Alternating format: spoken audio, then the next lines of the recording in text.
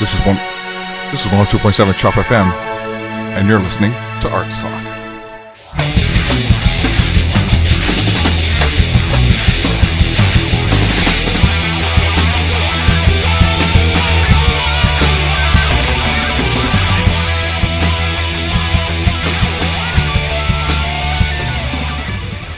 Good evening, this is 102.7 Chop FM, and you're listening to ArtsTalk. I'm Dave Peters. I'm Taylor Koss. And this show is dedicated to bringing the arts to Newmarket.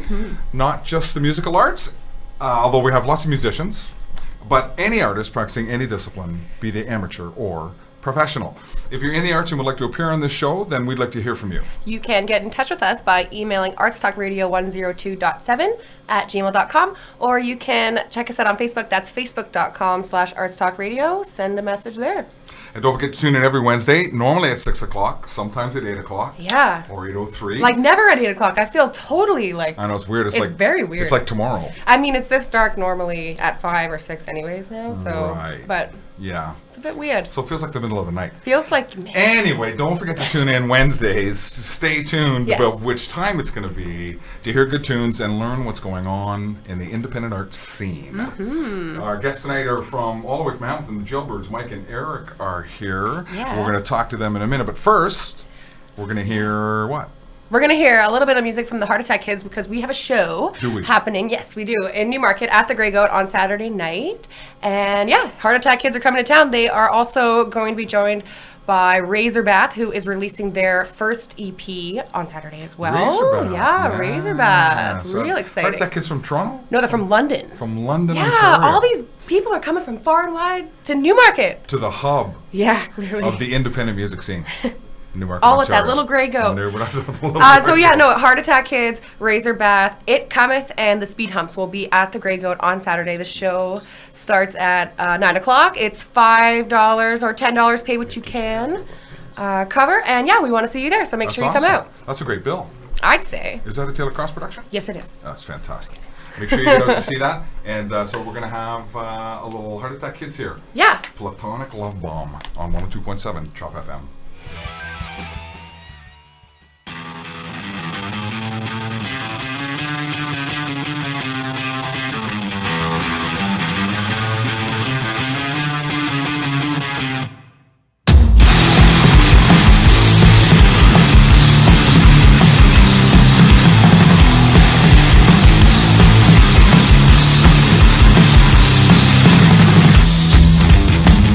I'm ready to get up.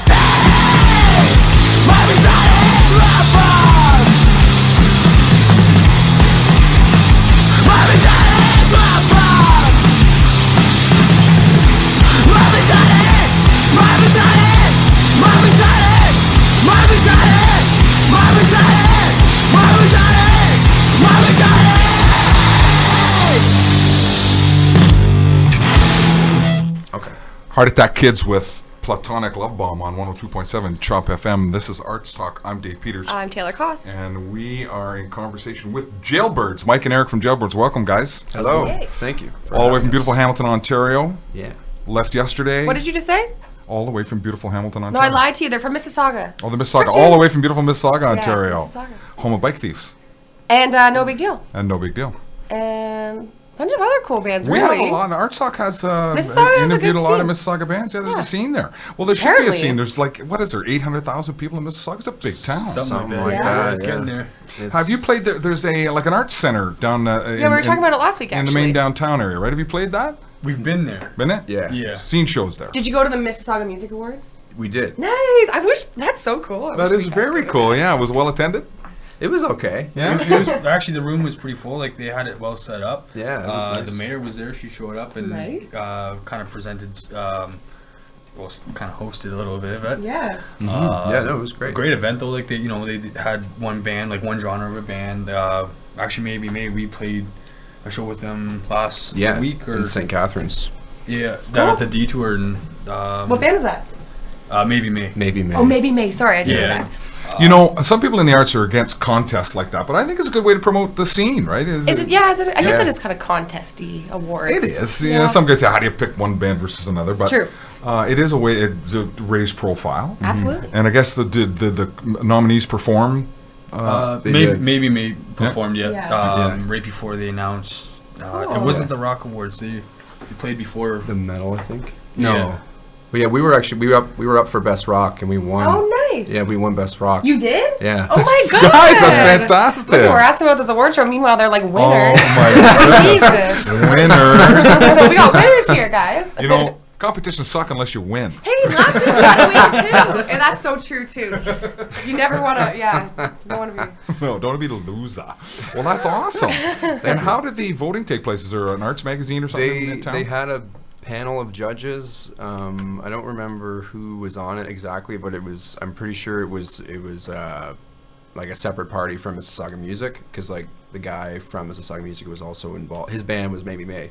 Oh, And okay. they were also involved in the thing, so they had outside judges. That's for fair. it. Yeah, totally. Yeah, Nice. totally. It was cool. Yeah. I remember reading about it before, and they were all in the industry and stuff like that, and they all, were all musicians or something like that, right? So, but yeah, it was great. It was a great night, and Awesome. and yeah, So you Did guys are you get a pretty far, trophy? Did you yeah, get a like- plaque? it was like a pyramid thing, Glass. it was glass. Yeah, That sounds official. It was That's like pretty- it Nice was piece of design, yeah. It was nice. Where's it yeah. hanging? Like, do you guys have like a It's In the safe. fireplace?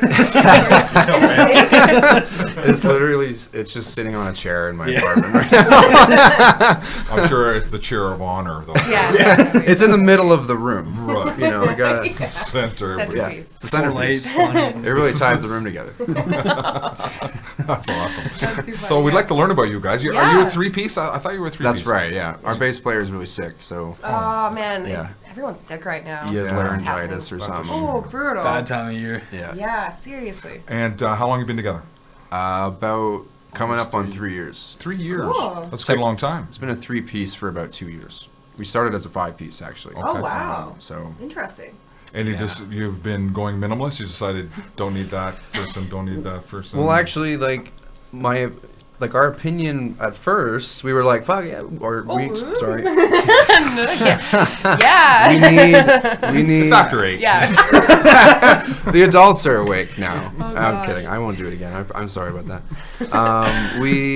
We were under the impression and ideology that like we needed all that stuff. We had a keyboard player, we had 2 guitar players, and bass and drums, right? Right. And then the guitar player left, who's our buddy Brandon, and we tried to replace him, but we were jamming so much without him, just by him leaving, that we kind of didn't really need another guitar player anymore. We worked our songs, and then when we did have somebody come in, it almost sounded worse in a way. We were just kind of like, oh, because we've kind of learned to fill up Too that busy, space. too cluttered. Right, yeah, Yeah. exactly. It's Yeah. just sonically, Yeah. really. Yeah. Like we've already tweaked the amps and stuff to kind of mesh together, Yeah. like between the bass and the guitar, and the organ at the time. Yeah. Yeah, So it And then- started working as a 4-piece. exactly. We did that for 6 Couple months, months, yeah. I think, and then he ended up quitting right before we recorded our EP, and we during the recording process of that, even we were still like we were gonna get somebody like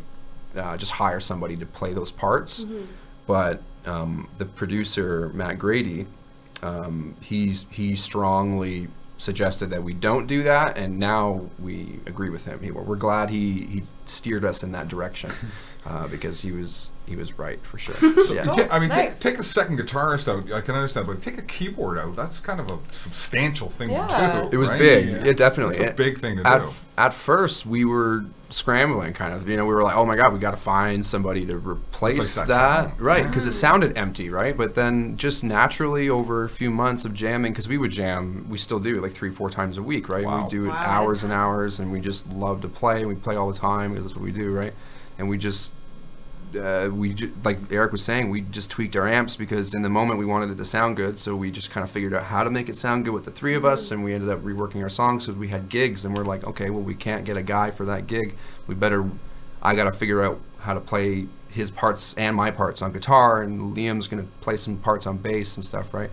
And then once we got a keyboard player in there, it was weird again. It was like, oh, now we have to like rework everything, screw that. Yeah, that's you know. a lot of work. That's pretty lucky that you preferred your trio sound too. Yeah. That's really cool. Yeah. I really was against it at Yeah. first, and like I don't know about you guys. Oh but no, I was like, no, we need 5. No, we need It 4. was- Like we kept adjusting, and then we got to 3, and we're like, no, we don't need 4. We don't need Yeah. 5. Like, So- what were you thinking? Wow. Yeah. This was recording the 4 songs that we're going to hear tonight. That's right. And so did the organ keyboard, did it make it onto the EP or? Nope. No. No. Wow. We were pushing for it, Yeah. and Matt Grady, His name sounds familiar. Where did you record? at EMAC in London. EMAC. Yeah, he's a Cool. teacher at Fanshawe. Cool. Yeah. That name sounds really familiar. I don't know where I've heard of him. But He's very good. He had a Somewhere, band yeah. as well, and he's Studio at Fanshawe as well? no, it's down the street. Actually, got a couple of the teachers own it, and they've built it in the 70s. nice. And Matt is the engineer, the head engineer there. He engineered our stuff, produced it, and he also mixed it. And then an owner of the studio mastered it as well. Great studio. It's unbelievably great, and we had a fantastic experience there. Cool. It How did was you find them? awesome. Well, I went to college at Fanshawe. Oh, you did? For the music industry arts program, and Nice. I just kind of through that program I knew of Matt. I had met him a couple times, and we weren't really. We were just kind of acquaintances, right? I knew he was really good. I heard his stuff, and I was like, this guy is obviously talented. And so when we were thinking about doing some recording, I was like, we should use him because he likes the same music, and I know he's really good, and he works at a great place. So like, the stars aligned in that regard. And then but he blew us out. Like, I had no idea he was that good. Like, he's unbelievable. He's so like. He was a 4th member for our band for sure. Cool. He was he just took it into his own hands, and he really just went all out, and it was really cool. It was really great. Beautiful. Yeah. Who's the principal songwriter? Is there a principal songwriter? It's like, come on. That's a Well, it's all of us. I mean, like, sometimes. for the majority of we all do kind of get together, and like we do come up with like our own parts. But like when it comes to the lyrics, like we did have a period of time like where we all tried to sit down in a room or on video chat or something, try to get down lyrics, and then it just kind of like It didn't work. like it phased out, and we're like. It can be pretty hard to write lyrics with other people sometimes. Yeah. It was weird. We're like Yeah. we're It really stumbling was. over each other. Like, what Yeah. about this? What about this word or something? And like we're searching up this, and there's like.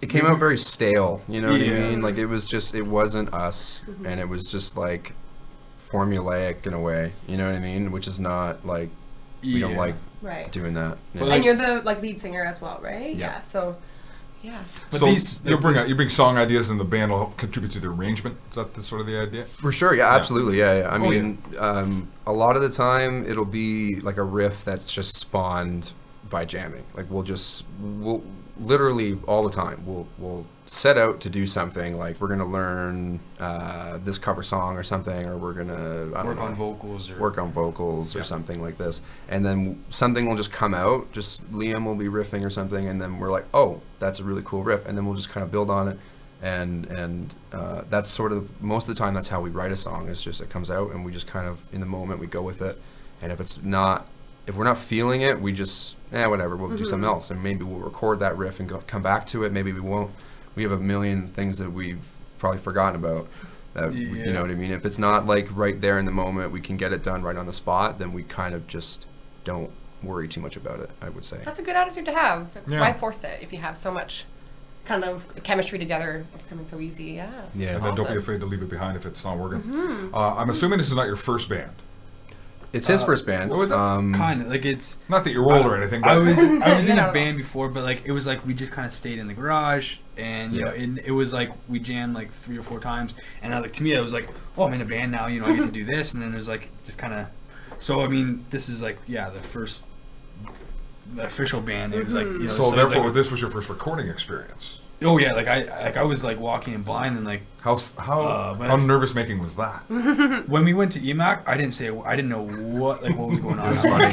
He I was was like, just sitting there. Like, I'm allowed to play like even when we had the drums set up and they're like you know go. I'm like, do I play these? Like do I Sure. do I? Is it okay? What, is it gonna be too loud? Like what are the mics hearing? Like Yeah. I was like It was great. oblivious, and so I I just like leaned over at one point and was like, you need to hit the drums as hard as you possibly can. And he's like, oh really? Oh okay, because he usually does. That's his thing, you know. And So so I'm I was like, timid. I was like, yeah. He's like holding back. I'm like, no. This is the moment. This is it. Like, This is supposed to sound like Jailbirds. yeah, right. Yeah, exactly. Yeah. That's This awesome. is where you hit them harder than you've ever hit them in your life. You know what I mean? It was great. It was fantastic. Once we got past that, it was like, oh, okay, great. And then we were off to the. It was good.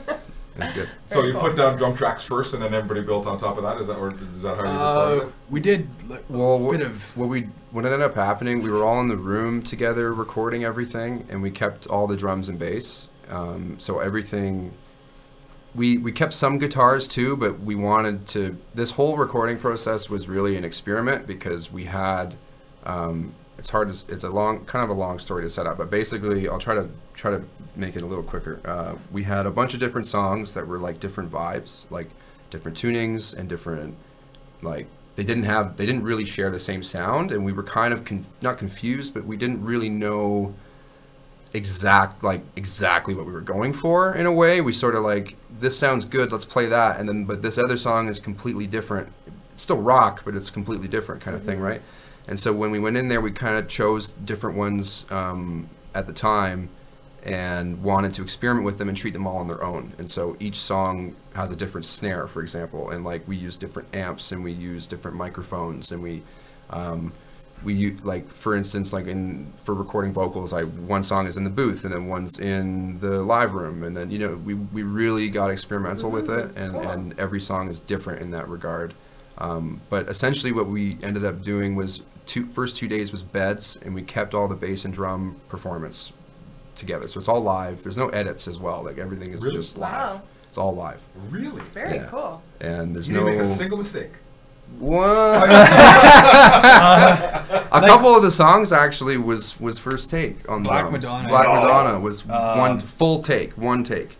It might have been take 1 or 2, I think. That is Yes. awesome. I mean, most of it was just like, it was more or less getting used to the click, because like, that was another thing, like, because we played gigs live at the time, and we didn't have, like I wasn't playing to a click, we just kind of did it live, like, I mean, and then when we got in the studio, it was more or less getting used to the, like, playing along with the click, and then it was like, and also I wasn't really playing to the click, I was playing just behind the beat too, so I was like, Yep. okay, now I got to hear the click, slow down just like a wee bit, Yeah. and then but once I got used to that, it was like, okay, what's up? Like, you know, it's just go. Like now I just gotta focus on like making sure I keep track of I'm doing like I'm still like nervous at this point too. Like It's Yeah. a lot of pressure for a drummer, and ton of click tracks pressure. are like Seriously. hard to get used tracks to. are I very find like hard. Totally. it's like Yeah. robotic, and how do you make this song that's like the opposite of sounding robotic? Like how do Supposed you? to Yeah, write it's very feel, like, right? still Right. still get the feel, Yeah. but still And play on time. There's all these microphones around you, and you're like, oh my god, am I It's gonna hit one of these things? Like, Yeah. I can only imagine, you know, like, it's gonna be, Yeah. it's intimidating. That's really cool though about the different ways of recording this EP. I like that. Yeah. And, me too. And that's actually So let's hear about like the setup for the first track we're gonna hear. Can we hear about Black that? River. Sure, Yeah. absolutely, yeah. Black River, I think that was the last one we recorded. That was the one we were most confident with. That was, I think, the first song That was the first song that we sort of had. There was this one and My Secret Is Out, which is another one on the EP. Those ones were written before the band started. Liam and I were in a different band that essentially turned into this band, sort of. And those songs were sort of written in between. And so when we brought Eric along, I sent him those songs, and those were the first things that we jammed. And so Black River, this one, what was the snare on this one? I don't even remember. There was literally, we had a drum tech come in, and he brought like 13 snares or something. Awesome. And he would, no credit to anybody but him in regards to like the snare choices, because he really was like, he would hear the song and he would be like, it's going to be that one. And he would walk out. As soon as we took a break, he was on it. He was like, no, you need to change this out. We would just warm it up, playing the song, and he would be like, that snare drum, I'm going to tune it like this. And he'd say it out loud, and he'd go over there, and he would do it. And sure enough, he was right every single time. You know what I mean? Unbelievable. He even, for another song on here, he tuned the ring of the snare to the piano because it was in a different key. Wild. Come on. Holy. Unbelievable. We couldn't believe it. Yeah. We couldn't believe it. It was unbelievable. This guy's I've name never is... even heard of that sort of Matt thing. By the walked way, in. his name is Jordan of YC Drum Company. He's very Very cool. amazing. You should hire Way to go, him Jordan. all the time. He's fantastic, and he's a great guy to be around, which is what you want in the studio too. For sure, it's close quarters. You want to be around decent people. You want to have You a gotta fun trust their time. opinion, too, That's right? otherworldly pitch or something, is it? How do you do that? The snare, the tone of the snare didn't change. He was hitting it. Matt's on the piano, hitting the note he wants. He asked him to do it. He's like, "This song's in a different key than the rest. It's got to ring with that note, that drone." Jordan's like, "No problem." Sits behind the kit. He's hitting it, tuning one lug, and like hitting it, and the tone. Like, we're watching him do it, and he's hitting the snare. It doesn't change the sound, but the ring went up. Like, to significantly. It wasn't just like a little bit. Like, it went woo. And like, we had been recording, but we had been recording before this idea came about. We recorded a couple takes or maybe one take or something, and we were listening to it, and that's when Matt came up with the idea to tune it to the key of the song, and then we heard it A and B, and it made a huge. It just cut right through. So cool. You know, and That's it was the like coolest thing ever. It was rad. Blown your mind, Eric. I mean, I couldn't. It was hard for me to talk because I was like, this guy knows too much. Like, I know how to play drums, but like he knew drums, like everything about like he builds drums. Seriously. Yeah, He- actually, that would his make me kids- feel like a monkey, like a completely, almost like a brainless. Yeah. I might as well, compared to like- somebody with that subtle level of ear. Yeah, exactly. Oh my Crazy. god, Crazy. brilliant guy. That's so exciting. What a great thing to learn. Yeah. So is this the tune? Is Black River the tune where Black he did that adjustment to the? No, that's gonna That's be a different later. song. But this later. one, you know, We'll hear later. This was the first one we recorded. It was we didn't change anything about it. We didn't change anything about any of the songs, I don't think, in arrangement wise. We just kind of like, this one was like our sort of, we had a lot of fun recording this one. It's a very bouncy song, and it's like, the guitar tone is really like on its own as well. We used like, we had 13 amps or something crazy, and we scaled it down to like 4 essential ones, right? That was the idea anyway, is to kind of experiment and stuff. But yeah, this one was really cool. And the guitar tone, I think, was like a specific pedal. I can't remember what it was. But they're all different. Like that's kind of the point I'm trying to make, is like that we all kind of like, we really wanted to make sure each song was treated on its Even own. with the bass, like Yeah. it was like how Same thing, yeah. Yeah. Cool. So But they have their own sorry to cut you off personalities. All right, well, let's give this a listen. This is ArtsTalk, and we're in conversation with Mike and Eric from Jailbirds, and this is Jailbirds with the Black River on 102.7 Chop FM.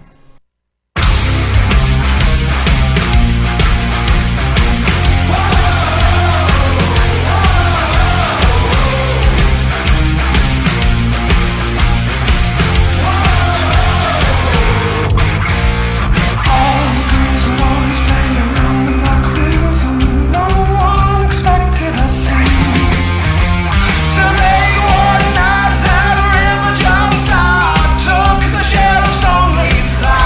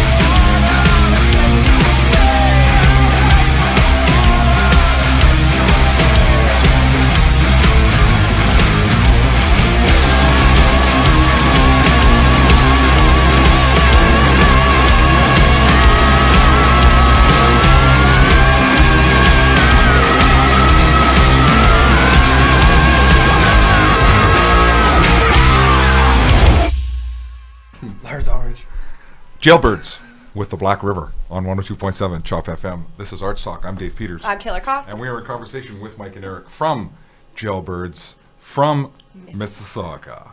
Not the Hammer, but from Mississauga. So we were talking about forming about 3 years ago, 5-piece. Now you're 3-piece. Prior to that, Mike, you were in another band, it sounds like. Yep. That formed the basis of this band. Right.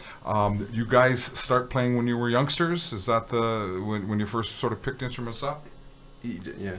Yeah. I mean, I've had my first kit since I was 5. Wow. But Parents are patient people. Yeah, tell me about it. Dude, that's some noisy stuff, a 5-year-old banging drum. Apparently, I started when I was like 2 or 3. Like, I was always tapping things. Really? Or, I mean, my grandma always says I was banging pots and pans. I can't. I mean, it's just been a whole life thing for me. I mean, because like my dad plays drums, so like there's always been like an influence on drums, and like I've tried to pick up guitar and stuff, and it's fun, but like there's just no drive to learn it, like or to play it like I do drums. Like, I mean, I think I put in all my effort into hitting everything as hard as I can.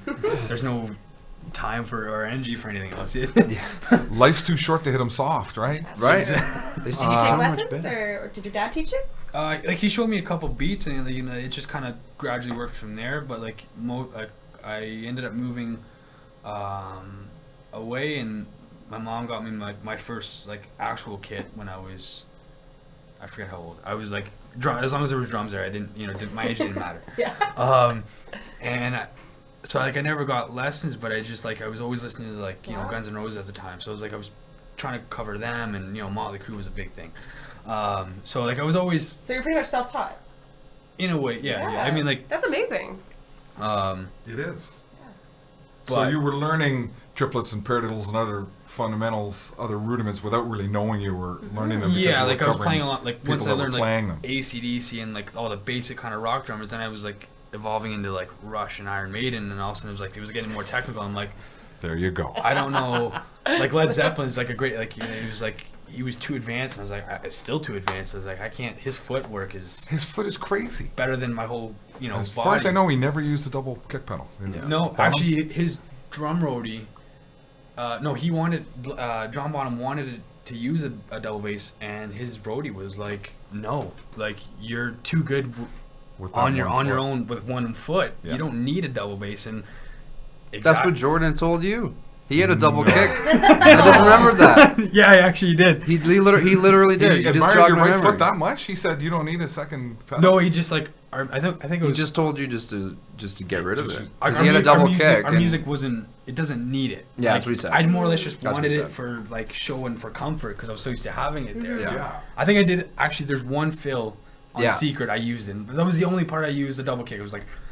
And you don't even really hear it, actually. I mean, you do if you're listening for it. But oh, you recorded it? Yeah. Oh, I didn't even know that. I thought we got rid of it all. I stuck it in there, really. Okay. Yeah. Shows you how subtle it is. Yeah, exactly. He's really snuck it in there. Hey, okay. I thought I was listening closely. I got to listen closer now. That is a riot.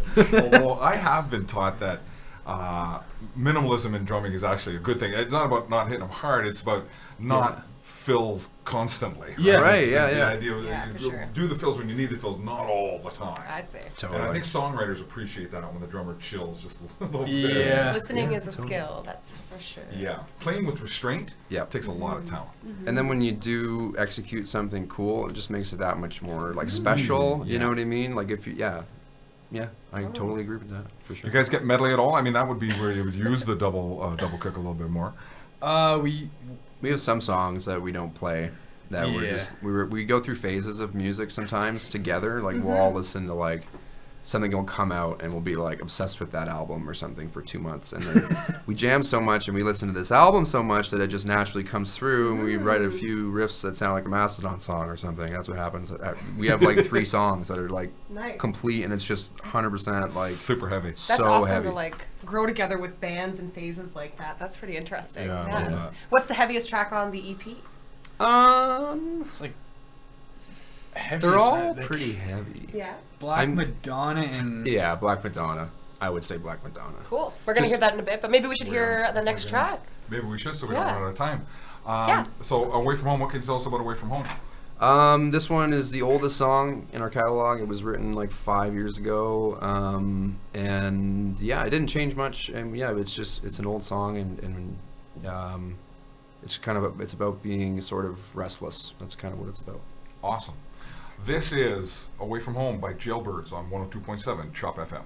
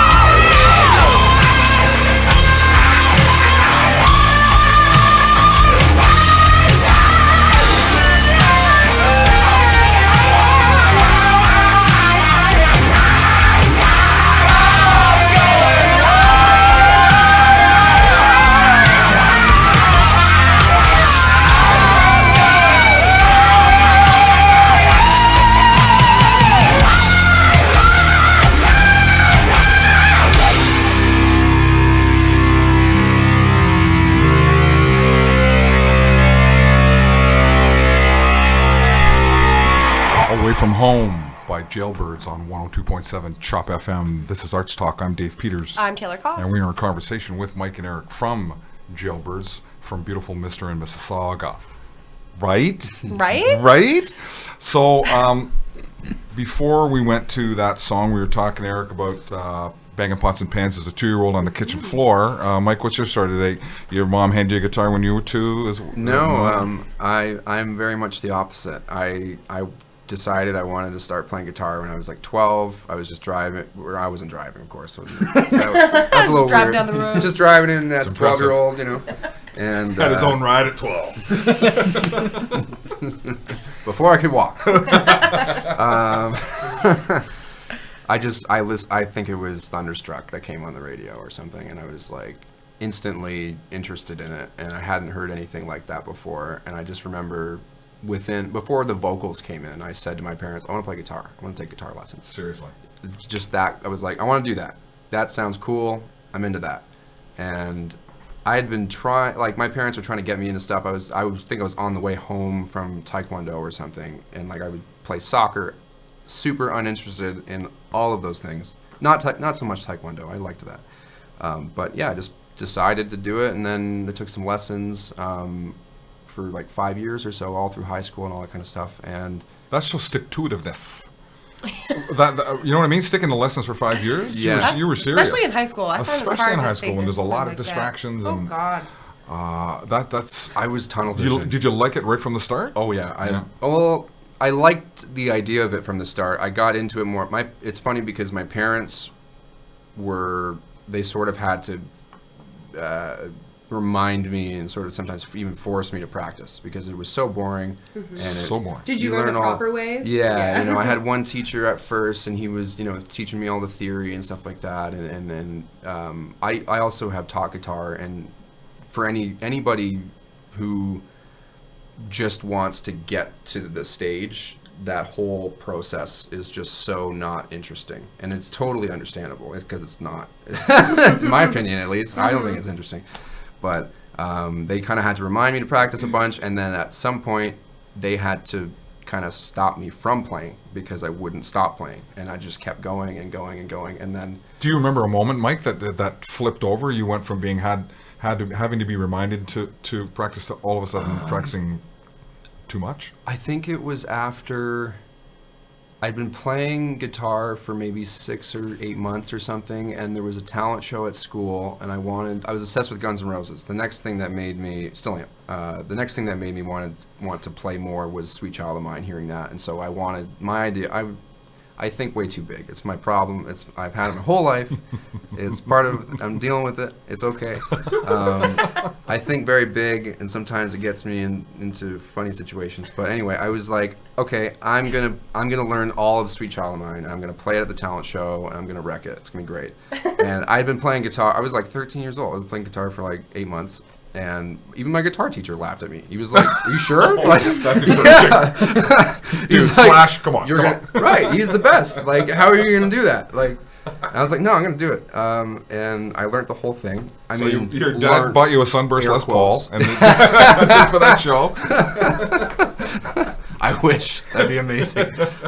Yeah, no, but yeah, that was the moment. So I think. you obsessively rehearsed to nail that song. Right. And I mean, that- as best as I could. You can't. I mean, you can only get so far at that point. But like, I was once I learned that I could like, oh, I can learn a song. Then it was I'm off to the races. I just started learning this and that. And I was doing it myself, and I would also learn. I switched guitar teachers eventually, who I stayed with for a very very long time.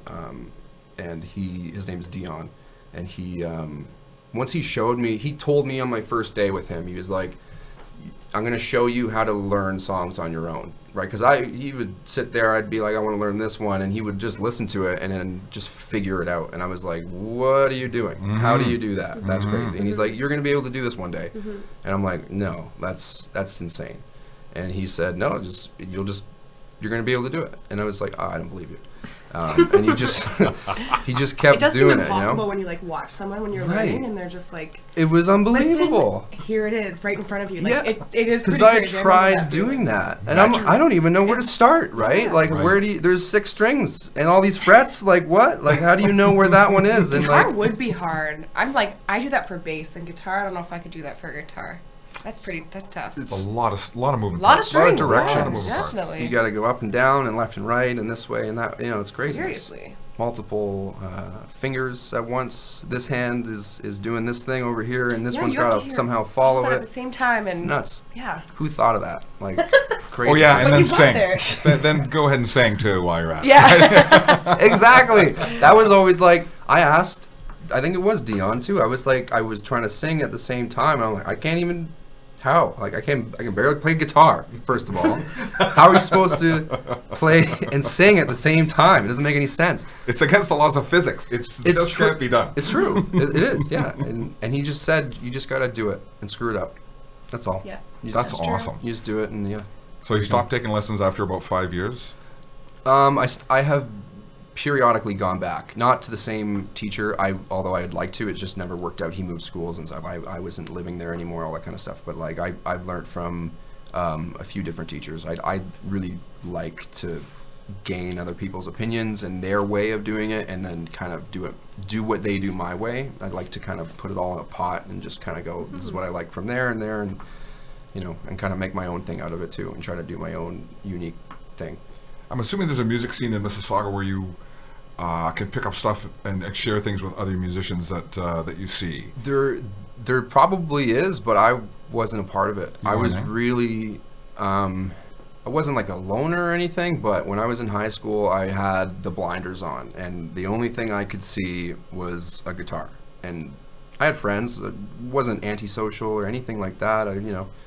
That's only one thing you really cared about. Yeah, it was honestly all I thought about. Still, all I think about. That's fascinating. Like it's just so. It's seemed obvious, I'm sure, to you at the time to take a post-secondary education in music. That was right. Right. I didn't want to go to school. I was naively like, oh, I'll just play music, whatever, And my parents were like, no, you got to go to something. And I was like, okay, then I'll go to music school.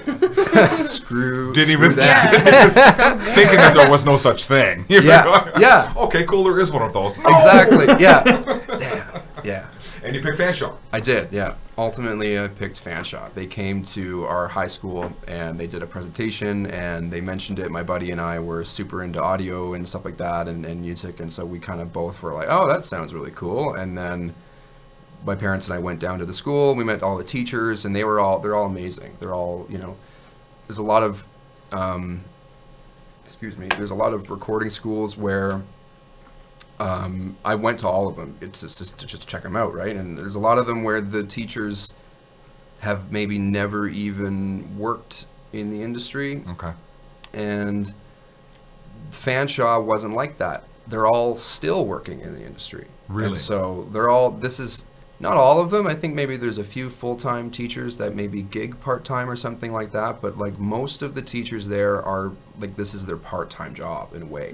Right. Right. And that's not, that doesn't impact their teaching, but they're all like currently working in the industry. You know what I mean? And so it's like relevant and right. hands-on experience. They're really up to date on everything. You know what I mean? And it's a 3-year program, 4-year program. It's 2 actually. Just 2. 2 years. And so, is it divided into all the things you got to learn to try to make a living in the music business? You know what I mean? Like the business side of it, and the engineering side of it, and the songwriting side of it. When I was there, I'm not sure if it's any different now, but essentially the way they explained it to me was it's essentially half business, half technical. Okay. So we would have classes on recording, specifically in production and audio, post-production and like Foley and all that kind of stuff. But then we'd also have artist management classes, and we would have music business in general classes, and we would also have like, what's another one?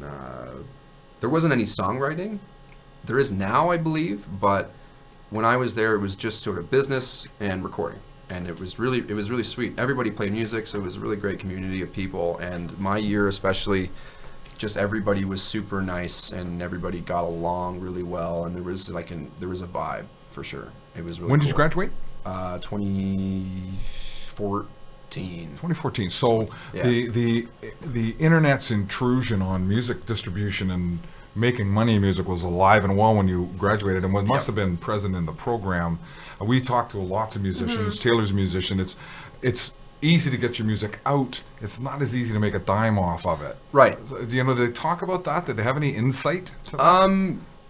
Yeah, they did. I mean, honestly, when I was at school, I was still under that sort of naive idea that I didn't need to know much about the business. About making a living.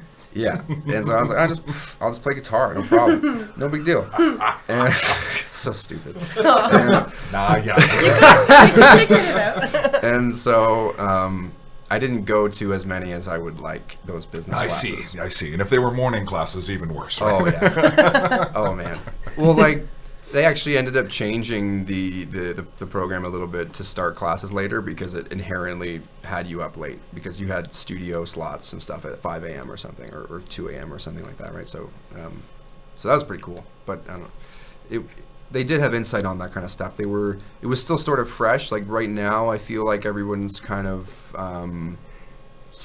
able to see where streaming is going and all that kind of stuff. But like around that time, I'm sure that they said more, and I just wasn't paying attention. But what was happening was like they would give us insight. Like we had like Mike they have Mike Roth, I forget who he manages, but he's been in the industry for like 30 years or something. Oh, is that right? And he still owns his own label and all this kind of stuff, and so they give great information on all that kind of stuff. Honestly, I wish I went to more classes. So I wish I went to more classes. But you know, famous last word. 4 years though, it has gotten like streaming has definitely kind of skyrocketed in the past 4 years. So I don't think I was really streaming much back then. I was like, yeah, neither was I. yeah.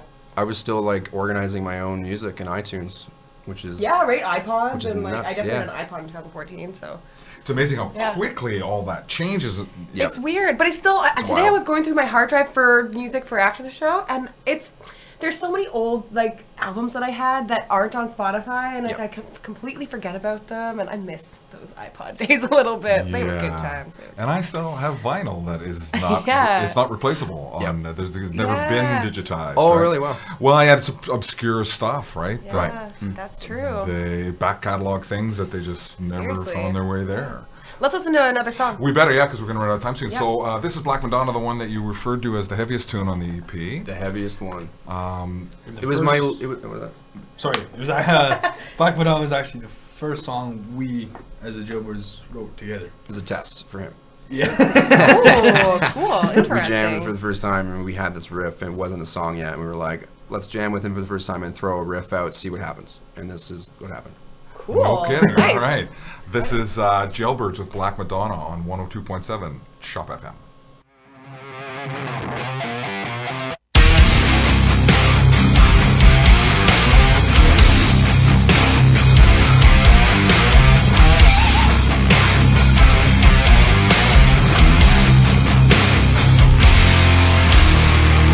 Late one night in the dark of an alleyway, something caught my eye. Stood there like a deer in the headlights. She was working with her eyes on me. She looks me in the eyes. She won't do me no harm. There was a round in my head. This isn't what I wanna be. I know what that woman will do to me. But I'm still coming back for more. I know what that woman will do to me. That Black Madonna's gonna settle my score. Running around in my head. Guilt is starting to sink into my skin. Couldn't stop it even if I tried. I know it's wrong, but it feels so right. It looks me in the eyes.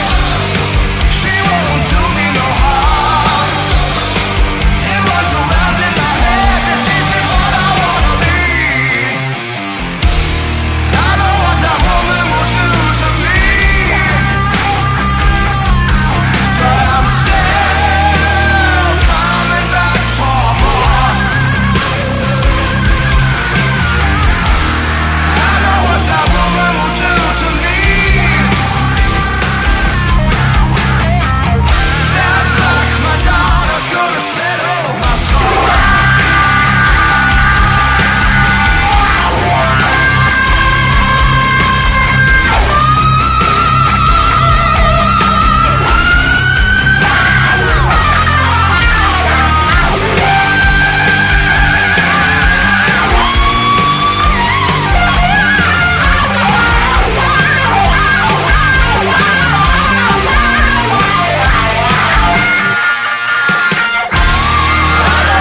Woman will do to me. But I'm still coming back for more. I know what that woman will do to me. That Black Madonna's gonna settle my score. Black Madonna by Jailbirds on 102.7 Chop FM. This is ArtsTalk. I'm Dave Peters.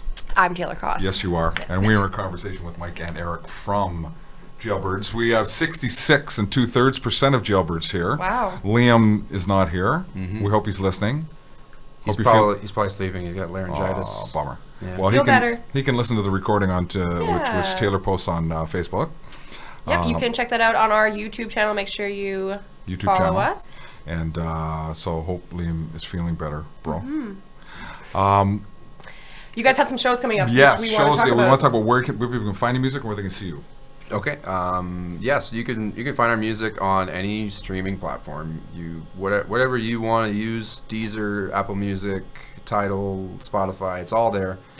And as far as shows, you can also find it on our website, I should say, www.jailbirdsrockandroll.ca. Rock N as in the letter. Rock and roll. Rock and roll. Rock and roll. There we go. I should Rock start and saying roll. it like that. That's way clearer. Yeah. Rock and roll. Like, there's nothing else it Yeah, could there's be. nothing. That's perfect. That's great. Excellent. That's what you're talking about. Shows. Oh, shows. Yeah, Yeah, shows. shows. Where are you playing? Where can people come see you? Well, we, especially in 2019, we're going to start hitting more places. We're trying to play everywhere we can. And right now we have lined up, we're playing Kitchener this weekend on the 24th of November at the Boathouse. And then we're playing in Barrie at the Fox Lounge, I believe it's called. Yeah, have you not Yeah. been to the Fox before? I've been there once. Have ya? Yeah, and it was rad. Next. I liked Yeah, it. it's an awesome place to play. Yeah. Awesome, yeah. And a good Shane crowd, Heath too. runs that place. He's a great supporter of independent rock, and it's fantastic. You have a great time. Yeah. Fantastic, yeah. What date is that show? That's December 8th. December 8th. Yeah, Saturday. Brilliant. And then right now we have a couple other shows booked for 2019, and we're booking more as well. Probably going to be doing like some tours and stuff, and we're really going to be focusing a lot on Toronto and maybe Hamilton and close to the GTA and stuff like that. But for right now, we're playing Hamilton on the 18th of January at Corktown Pub, and on the 19th of January, we're playing in Toronto at Duffy's Tavern. Fun. Both of those gigs are with our friends in Onion Face from Ottawa, and they're really sick. Onion Face. Onion Face. Have you heard Love of them? that name. Oh, it's great. Yeah, And their- never heard their of 'em. music suits the name too. Does it really? It's awesome. That's Awesome. great. Those are great. And Makes they're you great cry? guys. It's got lots of layers. It's got lots of layers. Lots of Okay, layers. yeah. Yeah. See, that's the first thing on the That's Wow. Man, that's pretty I hadn't good. even Cool. thought of that. That's great. I'm gonna bring that up to them. There you go. Well, definitely go and check them out. Check out the Jailbirds at those shows. Yes, Yeah. absolutely do that. Guys, it was a real pleasure having you here. Thank you so much for coming all this way. Thank you for having us again. The pleasure was Great. all ours. Absolutely. So Thank you very much. Taylor does post this online, so you'll be able to find it, and you can hook it up with your website or whatever. Absolutely. Definitely will. So our thanks to Jim. Now, is my secret? That's you guys? Yeah, that's the, Awesome. this Okay, is the so we're final gonna go track out of here right with one more tune. This, yeah. Before we do that, next week. Next week, we actually will not be having a show. Okay. So you're going to hear just the awesome music that Chop FM plays for you normally. Right on. Just 1 week. And then we are back. We will be back on December 5th with Mean Life, who is Jackson Fishoff, his new project, which is really cool. Jackson. Yeah, I'm really excited about it. Yeah, Jackson's a friend of the show. Yeah. Appeared Been on here. it once, but Yeah, a long time couple ago, years like ago. 2 years ago. Yeah, 2 years Yeah, ago. it's going to be great. So once again, our sincere thanks to Thank you, Mike guys. and Eric from Jailbirds. We're going to go out of here with is this the fourth tune off of the EP? Right. It's actually unreleased. So Ooh. you guys get World to hear premiere! World premiere. World Okay, we love premiere. it. Here we go. We love world premieres here on Yeah. ArtsTalk. This one's the most different of the four. It's Is a it? different key. It's a different vibe, completely different vibe. It's a little bit more kind of, I would describe our sound sort of modern rock. Mainly, it's got a lot of other types of rock influenced on there, classic rock largely as well. And this one is a little bit more classic rocky, sort of Cool. 70s style rock. Now, is this the one with the I was snare going to say, tune? it's got the double This kick, is the too. snare tuning This is the one song. with the snare tune Yeah. and the double kick. Right? Yeah. The double kick that you didn't Yes. know was there. I didn't know it was there. This is crazy. This is gonna be a first for me too. So, all you drummers out there, put your ear next to the speaker because this is going to be a treat. Make sure you turn it up. So, we are going to go out of here with My Secret Is Out by Jailbirds on 102.7 Chop FM.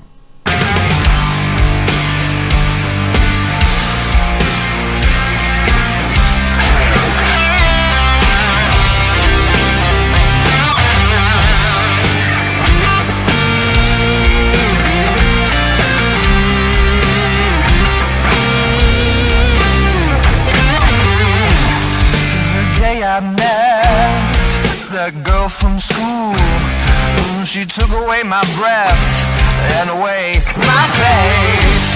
everything I did, I had no regrets. But baby, you gotta know that this ain't over yet, no. Oh, let me tell you now.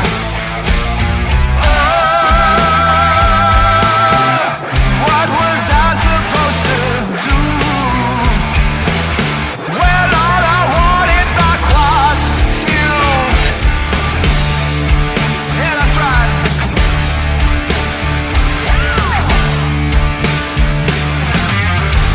Oh, I wanted what we had, girl. You should have waited, girl. Yeah. You threw my heart into the flames, girl. I'll tell you like games, girl. My sacred assault. I tried to mend what we had, but you didn't respond. You just ignored everything I did, everything I tried, but I didn't want to ruin